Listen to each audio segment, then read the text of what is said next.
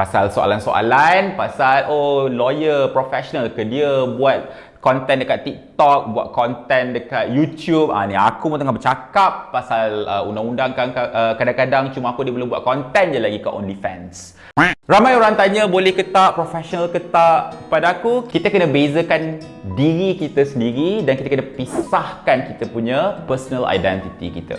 Profesional ataupun tidak, seorang peguam berkongsi cerita-cerita di media sosial, di TikTok, di Facebook, di YouTube. Pada aku itu adalah soalan yang loose ataupun soalan yang longgar. Soalan yang patut ditanya adalah bolehkah seorang peguam berkongsi ataupun memberi info berkenaan dengan kes anak guam yang sedang dia kendalikan di mahkamah dan info-info ini dikongsikan di social media. Sebenarnya aku rasa itulah soalan yang kita nak tahu. Dan pada pandangan peribadi aku dan juga pada pandangan profesional aku sebagai seorang peguam, that is entirely a wrong thing to do. Sebagai seorang peguam, tugas aku di mahkamah adalah memberi representasi ataupun mewakili anak guam aku di dalam kes berdasarkan fakta dan undang-undang yang ada.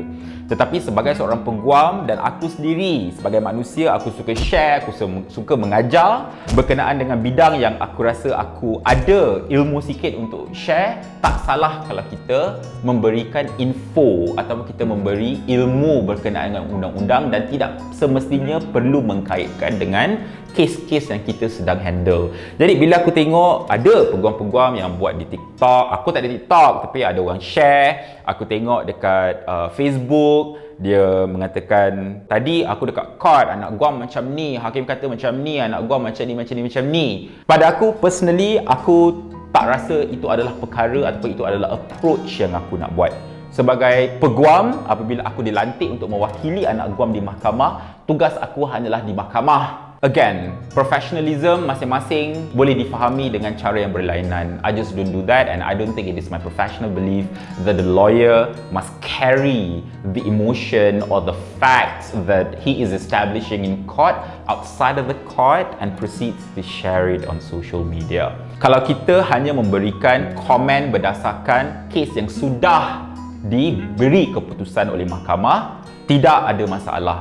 Sebab keputusan diberikan dan keputusan diberikan itu akan memberikan pelbagai prinsip-prinsip undang-undang yang kita boleh fahami, yang kita boleh cuba belajar lagi atau mungkin kita boleh kritik. Tak salah, itu tak menghalang kita untuk kita berkongsi macam mana apa yang tengah aku kongsikan sekarang. Tetapi ilmu yang dikongsi itu cukuplah hanya sekadar ilmu berkenaan undang-undang dan tidak perlu ilmu tu dalam bentuk yang spesifik yang mana kita menggunakan anak-anak guam kita sendiri. Dan saya percaya anak-anak guam semua takkan selesa apabila kisah hidup dia diketengahkan. Cukup-cukuplah kisah dia semua dibuka di mahkamah dan tak perlu di social media. Sangat tak profesional untuk kita bawa apa yang kita berhujahkan di arena mahkamah kepada arena mahkamah-mahkamah social media yang mana hakim-hakim ni semua adalah manusia puaka macam kau.